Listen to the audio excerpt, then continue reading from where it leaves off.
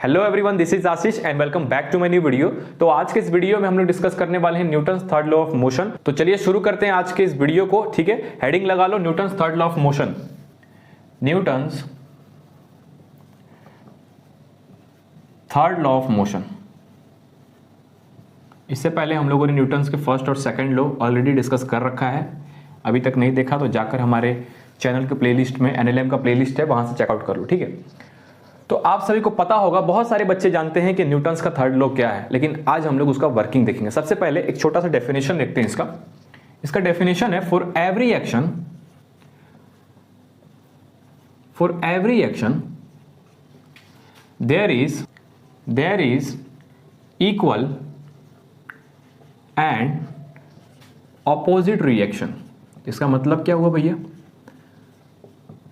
इसका मतलब हुआ जब भी एक्शन होगा, for every action there is equal and opposite reaction. जब भी आप एक्शन करोगे तो उसके अगेंस्ट में एक रिएक्शन आएगा जो कि इक्वल होगा लेकिन ऑपोजिट होगा। कैसे? सबसे पहला एग्जांपल ले लेता हूं स्विमिंग का। ओके, मान लो यहां पे एक बच्चा है, वो क्या कर रहा है? पानी में स्विमिंग कर रहा है। अच्छे से समझना इसको। हम लोग आज की इस वीडियो में न्यूटन्स थर्ड लॉ के ऊपर कुछ न्यूमेरिकल सॉल्व करेंगे और इसके वर्किंग को समझेंगे, तो अच्छे से समझना। मान लो यहाँ पे एक बच्चा है, ये क्या कर रहा है? स्विंग कर रहा है और ये इस डायरेक्शन में आगे जा रहा है। अब थोड़ा सा आप विजुलाइज करो, जब हम लोग स्विमिंग के लिए हाथ को पीछे करते हैं, हाथ को हमेशा देखोगे ना पीछे करते हैं, इस तरीके से पीछे करते हैं। इसका मतलब हमने पानी को पीछे ढकेला तो पानी ने हमको आगे ढकेला। मतलब समझ रहे हो, हमारा एक्शन क्या हुआ? हाथों को पीछे ले जाना एक्शन, हमने एक्शन किया और पानी का रिएक्शन हमारे बॉडी पे आया और बॉडी को उसने आगे ढकेल दिया। आप समझ पा रहे हो इस चीज को? देखो क्या हो रहा है, हाथों से इसने क्या किया ना, इसने एक्शन किया पीछे की तरफ, ये इसका एक्शन हो गया। डेफिनेशन को अच्छे से समझ लो। For every action there is equal and opposite reaction. मतलब इसने जैसे ही हाथों से एक्शन किया पानी के ऊपर, तो पानी ने क्या किया? इसके ऊपर रिएक्शन कर दिया आगे की तरफ। अब दोनों फोर्स इक्वल होंगे, इसका मतलब इक्वल तो होंगे लेकिन ऑपोजिट डायरेक्शन में। इसने पीछे ढकेला पानी को, पानी ने इसको आगे ढकेल दिया। पहला एग्जांपल समझ में आ गया आपको। दूसरा एग्जांपल देखते हैं। देखो, सपोज मान लो कि यहां पे एक बोट है। क्या है? बोट है। ओके, और यहां पे एंड पे एक लड़का खड़ा है। अब इसको पानी में जंप करना है। क्या करना है? पानी में जंप करना है। तो कोई भूत तो आके इसको जो है धक्का नहीं देगा कि ये पानी में आ जाए। अब इसको पानी में जाना है तो कहीं ना कहीं इसको ऐसे जंप करना पड़ेगा, मतलब अपने आप को ऐसे ऐसे जंप करना पड़ेगा। देखो क्या होगा, जैसे उस बच्चे को बोट से पानी में आना है, यहां पे खड़ा है, तो वो क्या करेगा? अपने पांव को नीचे दबाएगा, नीचे दबा के जंप करेगा ऐसे। तो उसने क्या किया? एक्शन किया नीचे, फिर रिएक्शन कहां हुआ? ऊपर हुआ और ये पानी में जंप कर जाएगा। इस चीज को समझ रहे हो आप? तो ये सेकंड एग्जांपल है बोट वाला। अब थर्ड एग्जांपल देखते हैं। थर्ड एग्जांपल में मान लो एक रॉकेट है। क्या है? रॉकेट है। ठीक है, तो ये ऊपर कुछ इस तरीके से ऊपर जा रहा है। तो इसने क्या किया? इसने नीचे फोर्स लगाया। नीचे क्या किया? फोर्स लगाया। मतलब एक्शन कहां हो रहा है? इसका नीचे हो रहा है जी। एक्शन कहां हो रहा है? नीचे। तो रिएक्शन कहां मिला इसको? ऊपर। बहुत इंपॉर्टेंट लो है एक्शन एंड रिएक्शन। देखो, इसने नीचे फोर्स लगाया ग्राउंड पे, तो रिएक्शन कहां हुआ? ऊपर हुआ। कोई भी एक्सटर्नल फोर्स इसके ऊपर नहीं लग रहा है, इसने एक्शन किया, रिएक्शन ऊपर मिला। यही है Newton's third law. I hope आपको समझ में आ रहा होगा ये सारी चीजें। एक और एग्जांपल देख लेते हैं। सपोज मान लो ये गन है। गन तो आप सभी ने देखा ही होगा, भले ही चलाया ना हो।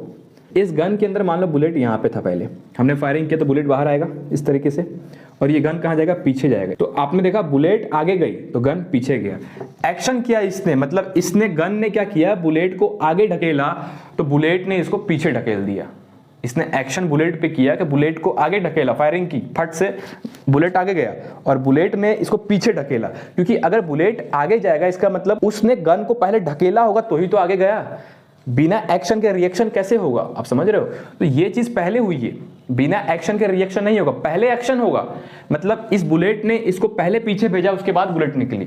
इस चीज को भी समझो आप। ठीक है, तो ये कुछ एग्जांपल थे Newton's third law of motion के बारे में। अब देखो इसके अंदर इंपॉर्टेंट चीज ये आता है कि हम लोग कैसे समझेंगे कि कौन सा example Newton's third law of motion के ऊपर काम कर रहा है, उसके फोर्सेस कैसे निकालेंगे। तो कुछ कंडीशंस है, उसके बारे में बात करता हूं। अगर आपको नोट करना है तो नोट कर लो इसको। ये सारे एग्जाम्पल्स है, इसके बाद आगे बढ़ते हैं। ओके, चलो मैं रफ करो इसको। फाइन, अभी मैं आपको एक और एग्जांपल देता हूं जिससे थोड़ा सा और विजुलाइज होगा। फिजिक्स क्या है ना, विजुलाइजेशन का गेम है। जिसने विजुलाइज कर लिया उसने गेम को समझ लिया। देखो, दो गेट है हमारे पास, मान लो यहां पे ड्रॉ कर देता हूं। ये एक गेट है और ये दूसरा गेट है। एक गेट की कुंडी लगी हुई है, इसकी कुंडी लगी हुई है, इसकी कुंडी खुली है, इसकी कुंडी लगी हुई है, इसकी कुंडी खुली है। मैं गया इस गेट पे लात मारा, मैंने फट करके इधर लात मारा, तो क्या होगा? गेट खुल जाएगा जी, गेट ऐसे खुल जाएगा। बताओ, गेट खुल जाएगा और मुझे चोट कम लगेगी, मतलब चोट एकदम ना के बराबर लगेगी। आपको मालूम होगा कि जब भी गेट का कुंडी खुला होता है और हम लोग लात मारते हैं तो गेट इजीली खुल जाता है। अब मान लो इसकी कुंडी बंद है, यहां पे मैं लात मारूंगा तो क्या होगा? देखो क्या होगा, अगर कुंडी लगी है आप लात मारोगे तो गेट तो खुलेगा नहीं, तो जो आपने एक्शन किया लात मार के गेट पे, वो गेट ने आपको रिएक्शन वापस दे दिया, मतलब आपको चोट लग सकता है पाँव में, और आपको लगा भी होगा। फॉर एग्जांपल आप दीवार पे लात मार के देख लो, नहीं मारोगे, मालूम है कि चोट लग जाएगा। क्यों? क्योंकि जितना एक्शन आप उसको दोगे उतना ही रिएक्शन आपको वो दे रहा है। लेकिन यहाँ पे क्या हो रहा है? यहाँ पे गेट खुल जा रहा है, यहाँ पे गेट खुल जा रहा है, इसीलिए यहाँ पे चोट कम लग रही है, यहाँ पे चोट ज्यादा लग रही है। मतलब यहाँ पे एक्शन रिएक्शन फोर्स आप पे लग रहा है, रिएक्शन आपके ऊपर ही आ जा रहा है। ठीक है, ये छोटा सा एग्जांपल था। ठीक है, चलो आगे बढ़ते हैं। इसके कुछ कंडीशंस है, उसके बारे में डिस्कस करते हैं। जैसा कि मैंने कहा था अभी, पहला कंडीशन है फोर्स एग्जिस्ट इन पेयर। क्या होंगे? पेयर में होंगे। फोर्स क्या होंगे? हमेशा पेयर में होंगे। फॉर एग्जांपल मान लो यहां पे सरफेस पे एक मैंने ब्लॉक रखा है m मास का, तो इसका एफबीडी जब बनाओगे ब्लॉक का तो क्या करेगा? ये नॉर्मल फोर्स लगा रहा होगा इसके ऊपर, अर्थ के ऊपर नॉर्मल फोर्स लगाएगा, नीचे क्या होगा? इसका वेट फोर्स mg होगा, यही होगा। ठीक है, तो अब इस ब्लॉक ने अर्थ के ऊपर नॉर्मल फोर्स तो लगा दिया, तो जैसे ही ये ब्लॉक अर्थ के ऊपर नॉर्मल फोर्स लगाएगा तो अर्थ भी इसके ऊपर नॉर्मल फोर्स लगा रहा होगा। वही है पेयर्स, वही फोर्स पेयर्स में एग्जिस्ट कर रहा है। यहाँ पे आप ये नहीं कह सकते हो कि n और mg एक्शन रिएक्शन फोर्स है, नहीं कह सकते आप। n और mg एक्शन रिएक्शन फोर्स नहीं है, इसका नॉर्मल रिएक्शन उसके इक्वल होगा जब अर्थ इसके ऊपर नॉर्मल रिएक्शन लगा रहा होगा, समझ रहे हो? उस नॉर्मल रिएक्शन के इक्वल होगा। ठीक है, तो ये हमारा क्या है कि force exist in pair. Second क्या है? Action and reaction, action and reaction are same but opposite in direction, but opposite in direction. ठीक है, अब देखो ये कैसे होगा। सपोज यहां पे रॉकेट है, आप कोई भी केस ले लो, ये रॉकेट है, इसने एक्शन कहां किया? नीचे किया, तो रिएक्शन कहां मिला इसको? ऊपर मिला, इसीलिए रॉकेट ऊपर जा रहा है। समझ रहे हो इस चीज को? ठीक है, एक्शन नीचे किया तो रिएक्शन ऊपर मिला, मतलब ऑपोजिट डायरेक्शन में। Third point which is very important, action and reaction acts on different body. बहुत इंपॉर्टेंट पॉइंट है। इसका मतलब क्या है भैया? मतलब इस रॉकेट ने ग्राउंड पे एक्शन किया तो रिएक्शन रॉकेट पे मिला, समझ रहे हो? इस ब्लॉक ने अर्थ पे नॉर्मल रिएक्शन लगाया तो अर्थ ने इस ब्लॉक पे नॉर्मल रिएक्शन लगाया। दो बॉडी में अलग अलग पेयर एग्जिस्ट कर रहे हैं। इस चीज को आप समझ रहे हो कि action and reaction acts on different body. एक ही बॉडी पे एक्शन और रिएक्शन नहीं हो सकता, अलग अलग बॉडी पे होगा। सपोज मैंने यहां पे एक मुक्का मारा तो एक्शन मैंने इस पे किया, रिएक्शन मेरे हाथ पे मिला, मतलब क्या हुआ कि एक्शन रिएक्शन अलग अलग बॉडी पे। एक्शन कहां हो रहा है? वॉल पे हो रहा है, और वॉल क्या कर रहा है? मुझे रिएक्शन दे रहा है। इस चीज को आप समझ रहे हो? मैंने एक्शन इसके ऊपर किया, रिएक्शन मेरे हाथ पे आया। ठीक है, तो action and reaction acts on different body. ये कुछ कंडीशन है जिसके under Newton's third law of motion काम करता है। मतलब ये सारे कंडीशन फुलफिल होने चाहिए, तभी हम कहेंगे कि न्यूटन्स थर्ड लॉ अप्लाई हो रहा है या फिर हो सकता है। ठीक है, तो चलिए इसको नोट कर लीजिए, उसके बाद न्यूमेरिकल सॉल्व करते हैं। ओके, रफ करूं? फाइन।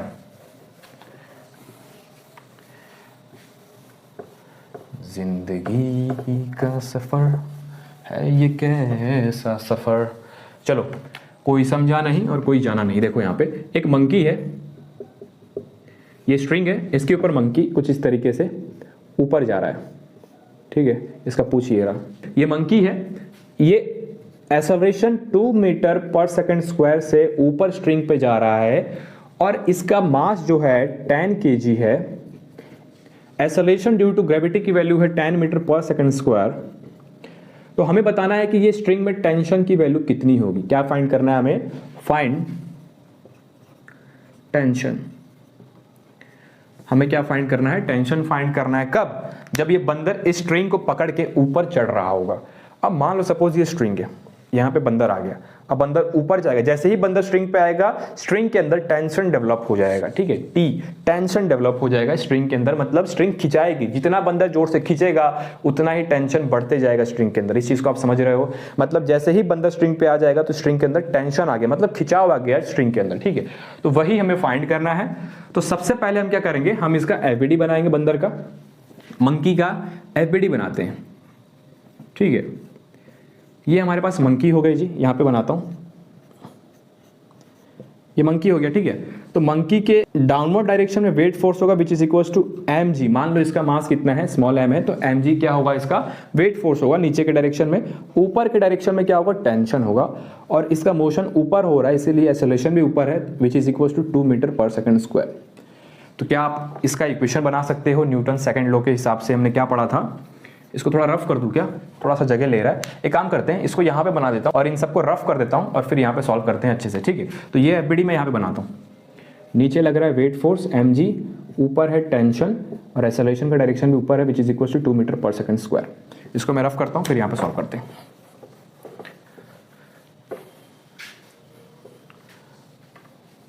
चल मेरे बंदर छुप छुप छुप, ठीक है। देखो यहाँ पे तो ऊपर बंदर जा रहा है, तो क्या बोल सकते हैं कि ये वाला फोर्स पॉजिटिव है और ये वाला फोर्स नेगेटिव है, नहीं ऐसा तो नहीं कह सकते। इससे पहले एक और स्टेप आता है, उसको समझो। ऊपर जा रहा है इसका मतलब T ज्यादा है, नीचे mg है जो कि कम है। ऊपर जा रहा है इसका मतलब क्या है, जिस भी डायरेक्शन में मोशन होता है वो वाला फोर्स ज्यादा होता है एज कंपेयर टू उसके अपोजिट डायरेक्शन में जो भी फोर्स लग रहा है। इस चीज को आप समझ रहे हो। तो देखो यहाँ पे हम लोग न्यूटन सेकंड लॉ के हिसाब से हम लोग सॉल्व करते हैं। F net equal to M into A हमने पढ़ा था, बताओ F net equal to M into A पढ़ा था। तो एफ नेट मतलब इस बंदर के ऊपर नेट फोर्स कितना लग रहा है, इसका मोशन ऊपर हो रहा है, मतलब टी पॉजिटिव मतलब टी बड़ा, T minus M G is equal to, सारे नेट फोर्स आ गए हमारे पास, दो ही फोर्स थे, टी माइनस एम जी कर दिया, is equal to M into A, बंदर का मास इंटू एक्सेलरेशन ऑफ बंदर, ठीक है। हमें क्या निकालना, टी निकालना, t is equal to M G plus M into a. M कितना है जी, m इसके पास 10 kg है, रख दिया। g कितना है 10 मीटर पर सेकंड स्क्वायर, रख दिया। प्लस m कितना है 10 kg, एक्सेलरेशन कितना है 2 मीटर पर सेकंड स्क्वायर, रख दिया। क्या आ गया 100 प्लस 20, क्या आ गया 120 न्यूटन। जब ये बंदर ये स्ट्रिंग के ऊपर चढ़ रहा होगा तो ये स्ट्रिंग के अंदर टेंशन फोर्स कितना होगा, 120 न्यूटन। समझ रहे हैं इस चीज को।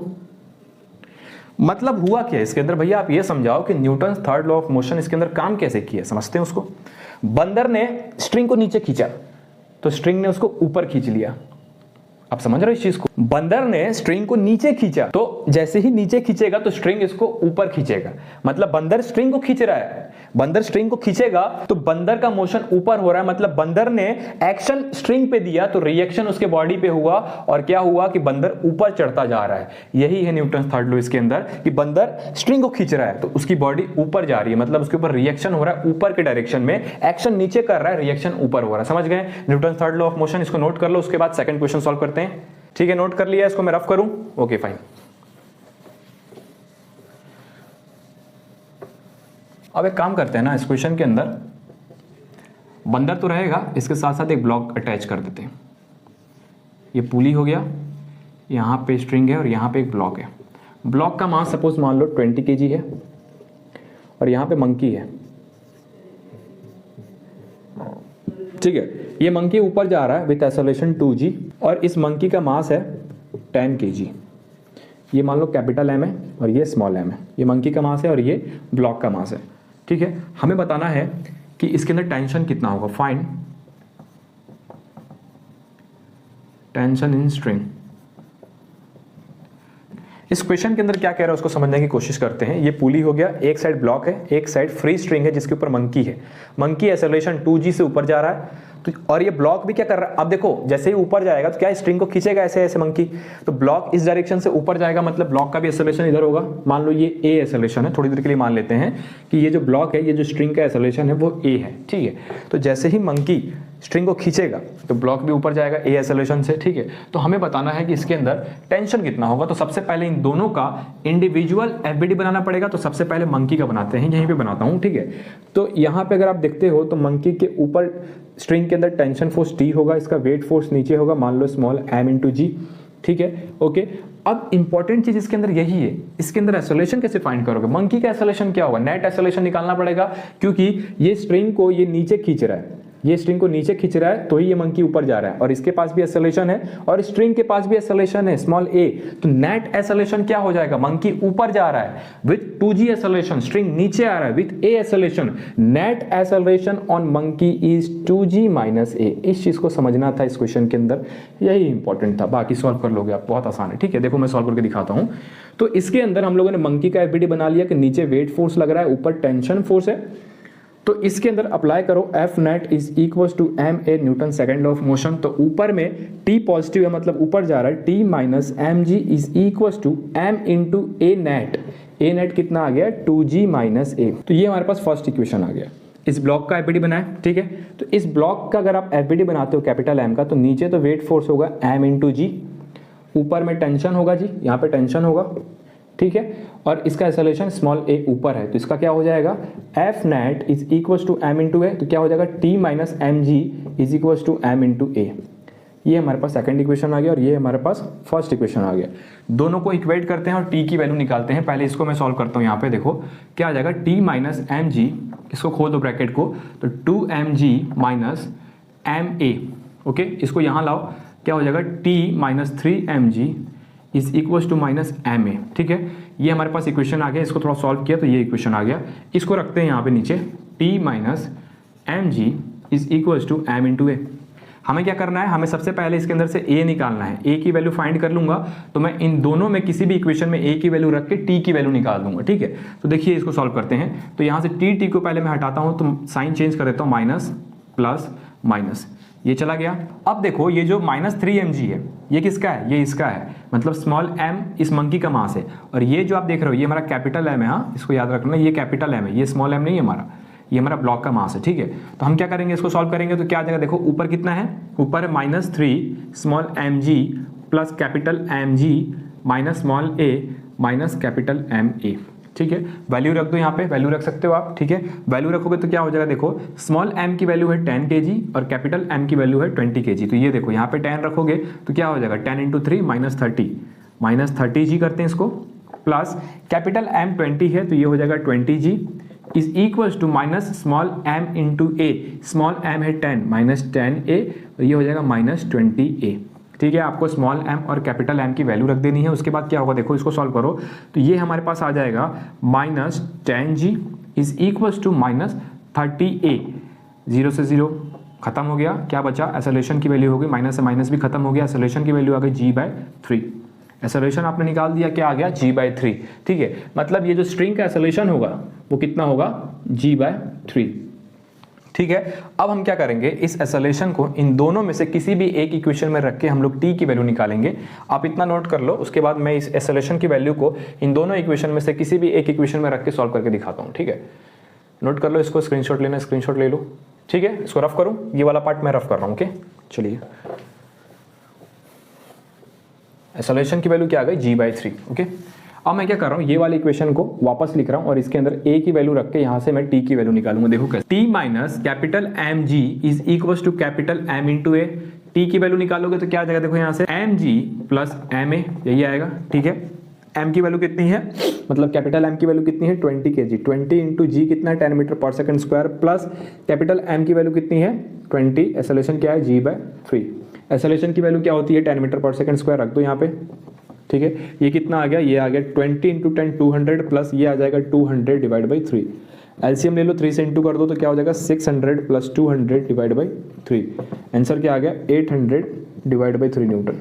टेंशन की वैल्यू क्या आ गई? 800 डिवाइड बाई 3 न्यूटन। आपको सबसे पहले इक्वेशन बनाना था एफबीडी की हेल्प से, ठीक है। इक्वेशन बनाने के बाद आपको एक्सेलरेशन निकालना था, ठीक है। एक्सेलरेशन निकालने के बाद किसी भी एक इक्वेशन में रख के वहां से टेंशन की वैल्यू निकालनी थी, ठीक है। नोट कर लो इसको, ठीक है। आपने नोट कर लिया, मैं रफ करूं? ओके फाइन, चलिए आगे बढ़ते हैं। सिर्फ आपको इतना समझ में आना चाहिए कि न्यूटन थर्ड लॉ कहां पे अप्लाई हो रहा है और कहां पे नहीं हो रहा है, इस चीज को आपको समझना है, और कैसे अप्लाई हो रहा है। अगर कहीं पे अप्लाई हो भी रहा है तो कैसे हो रहा है, उस चीज को समझना है आपको, ठीक है। चलिए हमारा नेक्स्ट टॉपिक है वेइंग मशीन। क्या है? Weighing machine. वेइंग मशीन क्या होता है, वेट को मेजर करता है हमारे। आपको पता होगा वेइंग मशीन के ऊपर आप खड़े होकर अपने वेट भी अपना मापा होगा कि वेट कितना है। मान लो ये हमारा वेइंग मशीन है, ठीक है। तो यहाँ पे एक लड़का खड़ा हो गया इस तरीके से, मान लो इसका वेट कितना है 20 kg, ज़्यादा छोटा हो गया क्या, थोड़ा मोटा करते हैं इसको, ठीक है। मान लो 80 kg, इतना, ठीक है, 80 kg इसका वेट है।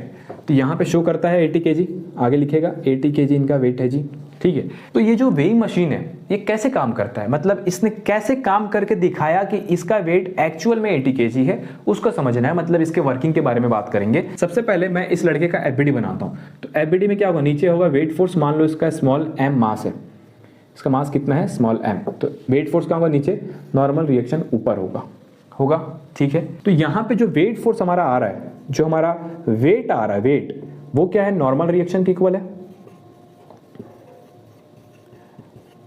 इस केस के अंदर वेट फोर्स क्या है, नॉर्मल रिएक्शन के इक्वल है। मतलब ये जो वेइंग मशीन है ये नॉर्मल रिएक्शन को मेजर करके आपका वेट दिखा रही है कि आपका वेट 80 kg है। इस चीज को आप समझ पा रहे हो। उसने नॉर्मल रिएक्शन को मेजर किया कि हाँ नॉर्मल रिएक्शन 80 kg, मतलब आपने वेइंग मशीन पे भार दिया, मतलब नॉर्मल रिएक्शन जो कि उसके परपेंडिकुलर है वो उस पे लगा और उसी को उसने मेजर कर लिया।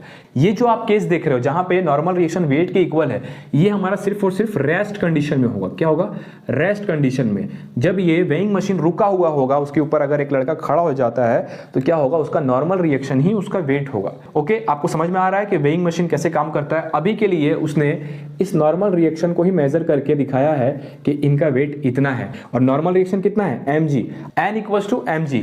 इसका मतलब हुआ कि नॉर्मल रिएक्शन आपका mg की इक्वल है, इसीलिए आपका वेट शो कर रहा है 80 kg, ठीक है। नॉर्मल रिएक्शन कुछ और भी हो सकता है, इसीलिए आपको यही ध्यान में रखना है कि नॉर्मल रिएक्शन को ही मेजर करता है हमारा वेइंग मशीन। इस कंसेप्ट को समझने के लिए एक और एग्जांपल को समझते हैं, ठीक है। ये बहुत मस्त एग्जांपल है। यहाँ पे देखो, सपोज ये लिफ्ट है, क्या है ये लिफ्ट, इसके बेस पे मैंने एक वेइंग मशीन रख दिया, यहाँ पे एक लड़के को मैंने कुछ इस तरीके से खड़ा कर दिया, ठीक है।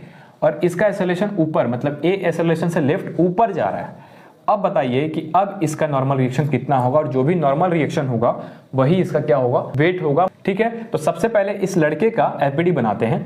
तो ऊपर में इसके ऊपर नॉर्मल फोर्स लग रहा है, नीचे में इसके ऊपर वेट फोर्स लग रहा है और एक्सेलरेशन का है ऊपर है। तो इसका इक्वेशन क्या बनेगा, F net equals to mass into acceleration. F net ऊपर जा रहा है मतलब n पॉजिटिव है, n minus M G is equals to mass into acceleration. मान लो इसका मास स्मॉल m है, मास इंटू एक्सेलरेशन, ठीक है। तो नॉर्मल रिएक्शन कितना आ जाएगा, normal reaction is equals to M G plus M into A. अच्छा, पहले नॉर्मल रिएक्शन एम जी आ रहा था रेस्ट में, जैसे ही इस लिफ्ट को, मतलब इस वेइंग मशीन को ए एक्सेलरेशन से ऊपर भेज रहे हैं तो भैया इंक्रीज हो गया, एम ए इंक्रीज हो गया। मतलब अब जो ये मेजर करेगा ना वो एम ए ज्यादा करेगा, मतलब वेट इंक्रीज हो गया। जो भी आपका एक्चुअल वेट है, मान लेते हैं कि सपोज इसका वेट मान लो 50 kg इसका वेट है, 50 kg इसका एक्चुअल वेट है। मतलब अगर यही लड़का यहाँ से उतर के यहाँ पे आके वेट लेगा तो 50 kg आ रहा है। अब इसी लड़के को मैंने लिफ्ट में भेज दिया तो देखो इसका वेट कितना आ जाएगा। n की वैल्यू निकालो आप, नॉर्मल रिएक्शन जो आया ना mg प्लस ma, तो m कितना है 50 kg, g मान लो 10 मीटर पर सेकंड स्क्वायर है, प्लस m 50 kg, एक्सेलरेशन मान लेते हैं थोड़ी देर के लिए 2 मीटर पर सेकंड स्क्वायर से ऊपर जा रहा है, ठीक है। तो ये क्या हो गया 2 हो गया, तो यहाँ क्या आ गया 500 प्लस 100, तो हमारे पास नॉर्मल रिएक्शन कितना आ गया 600 न्यूटन। तो अब जो इसका नॉर्मल रिएक्शन होगा वो 600 न्यूटन, मतलब इंक्रीज हो गया। ये जो आप रेस्ट वाला कंडीशन देख रहे हो, मान लो कि ये पहले रेस्ट में था, तो रेस्ट में इसका कितना आएगा, सिर्फ और सिर्फ mg आएगा, मतलब 500 न्यूटन आएगा। रेस्ट में इसका 500 सिर्फ mg फोर्स था इसके पास, इसीलिए नॉर्मल रिएक्शन mg आ रहा था। लेकिन जैसे ही हमने लिफ्ट को ए एक्सेलरेशन से ऊपर भेज दिया तो इस कंडीशन में तो इसका वेट इंक्रीज हो रहा है। लेकिन क्या होगा जब ये लिफ्ट ए एक्सेलरेशन से नीचे आएगा तब क्या होगा, चलिए इसको पहले नोट कर लीजिए, उसके बाद उस कंडीशन को समझते हैं। ठीक है, नोट कर लिया आपने, रफ करूं, ओके ठीक है फाइन। चलिए अब वो कंडीशन देखते हैं ना जिसके अंदर लिफ्ट ए एक्सेलरेशन से नीचे आएगा, तब क्या होता है। चलिए ये लिफ्ट है हमारा, इसके अंदर वेइंग मशीन है, इसके ऊपर एक लड़का खड़ा है, अब ए एक्सेलरेशन से नीचे आ रहा है, ठीक है। इसका वेट 50 kg मान लेते हैं, ओके। तो इसका अगर हम एफबीडी बनाएंगे तो नीचे वेट फोर्स mg, ऊपर में नॉर्मल रिएक्शन, ठीक है। इसका इक्वेशन क्या बनेगा, इस बार लिफ्ट नीचे आ रहा है, एक्सेलरेशन नीचे के डायरेक्शन में, तो ये वाला फोर्स क्या होगा, बड़ा होगा, मतलब mg minus n is equals to m into A. तो यहाँ से नॉर्मल रिएक्शन की वैल्यू क्या आ जाएगी, mg माइनस एम ए। इस बार mg में से कुछ घट रहा है, मतलब ma माइनस हो रहा है, इसका मतलब अब उसको लगेगा कि वेट डिक्रीज हो रहा है। ये जो इंक्रीज और डिक्रीज का मतलब क्या होता है, देखो कुछ भी नहीं होता है, नॉर्मल रिएक्शन की वैल्यू इंक्रीज होगी तो आपके ऊपर वेट फोर्स ज़्यादा लगेगा, आपका वेट बढ़ेगा। नॉर्मल रिएक्शन जैसे ही कम होगा आपका वेट कम होगा। अब आप समझ पा रहे हो, देखो आपके पाँव का कॉन्टैक्ट इस वेइंग मशीन के साथ है जी, क्या है, वेइंग मशीन के साथ है, बताइए। तो जैसे ही नॉर्मल रिएक्शन इंक्रीज करोगे तो आपका जो शो होगा वेट वो ज़्यादा दिखेगा, ज़्यादा दबाओगे तो ज़्यादा दिखेगा, और जैसे ही नॉर्मल रिएक्शन कम होने लगेगा तो वेइंग मशीन में वेट कम शो करने लगेगा। मतलब आप धीरे धीरे उसके कांटेक्ट को छोड़ चुके हो, मतलब छोड़ोगे, आप धीरे धीरे उसके कांटेक्ट को छोड़ रहे हो। तो बस यही है कि नॉर्मल रिएक्शन कम हो रहा है, इसका मतलब आपका वेट कम दिखाएगा, नॉर्मल रिएक्शन बढ़ रहा है, इसका मतलब आपका वेट ज़्यादा दिखाएगा। नोट कर लो इसको भी। इसके अंदर क्या हो रहा है, माइनस हो रहा है, मतलब पहले हमारे पास क्या आ रहा था 600, तो अब क्या हो जाएगा, ये हो गया हमारा 500 माइनस ये क्या हो जाएगा 100, अब 400 न्यूटन आ रहा है।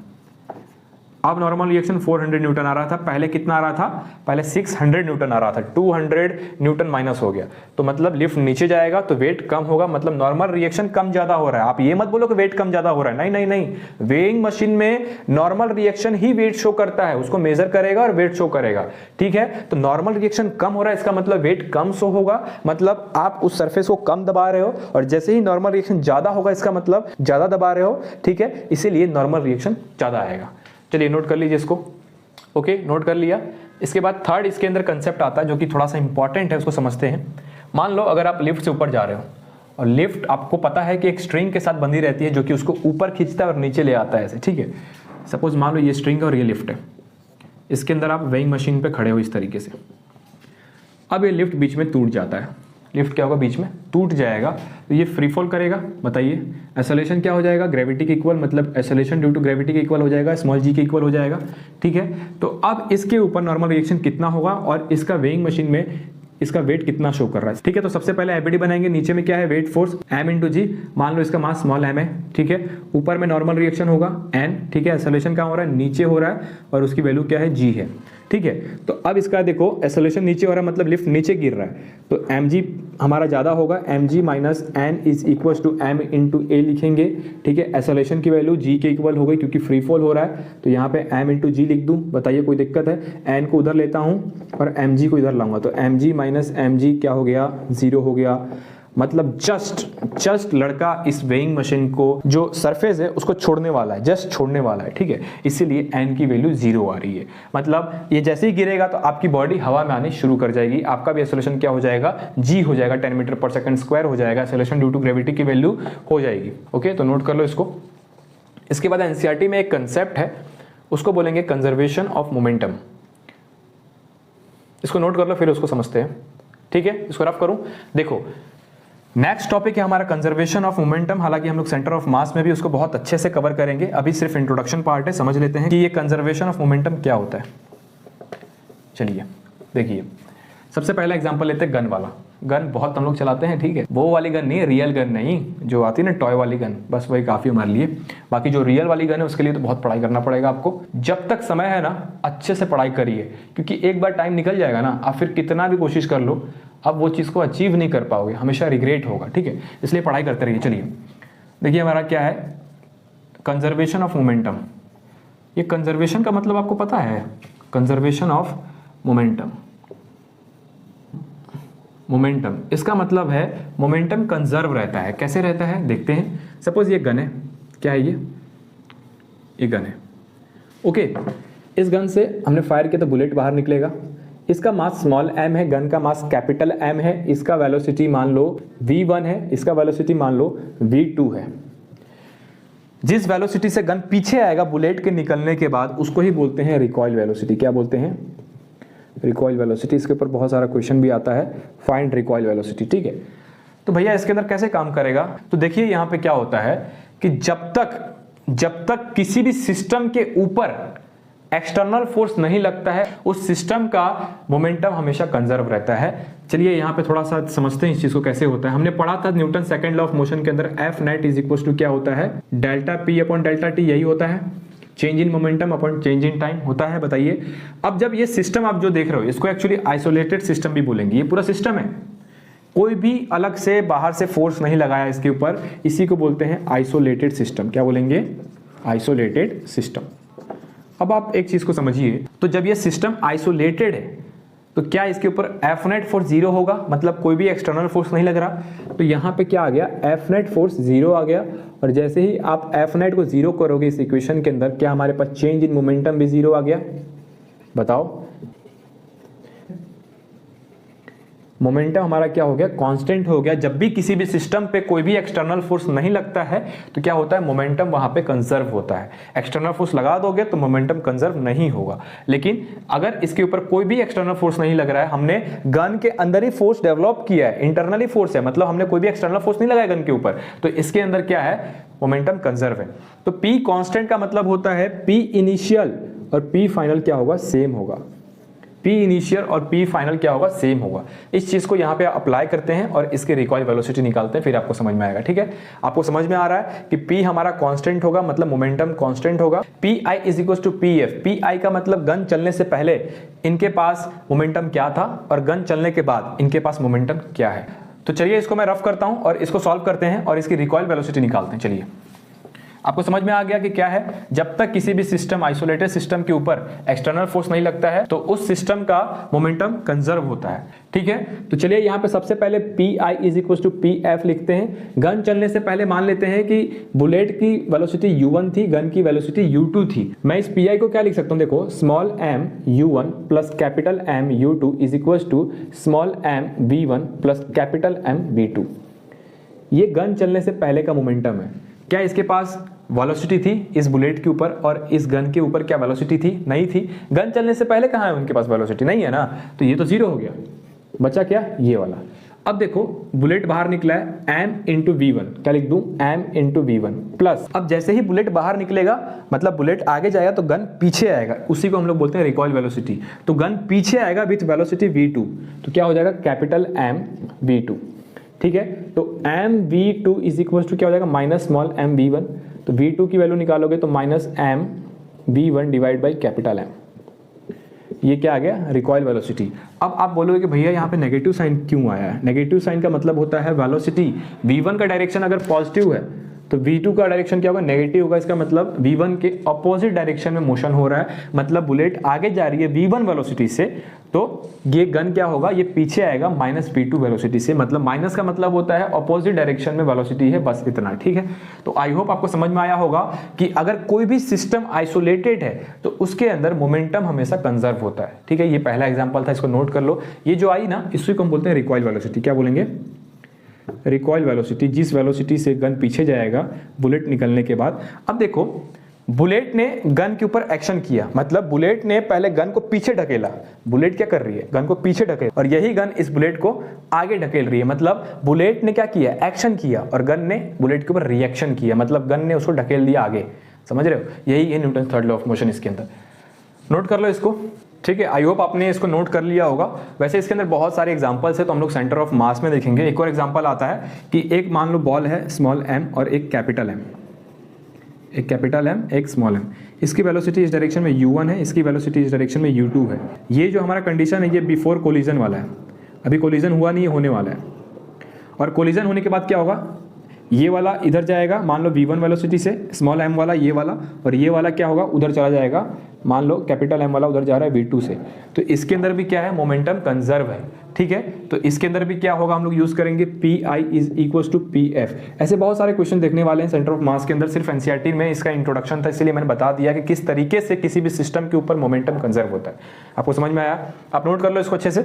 ठीक है, आज की इस लेक्चर को यहीं पे खत्म करते हैं और आने वाले नेक्स्ट लेक्चर में हम लोग इसका नेक्स्ट पार्ट लेकर आएंगे। ठीक है, तो ऐसे ही बने रहिए हमारे साथ। अगर आपको ये वीडियो अच्छा लगा तो लाइक कर देना। Thank you so much for watching this video. मिलते हैं किसी नए वीडियो में, तब तक के लिए बाय। जय पढ़ाई करिए, बाय।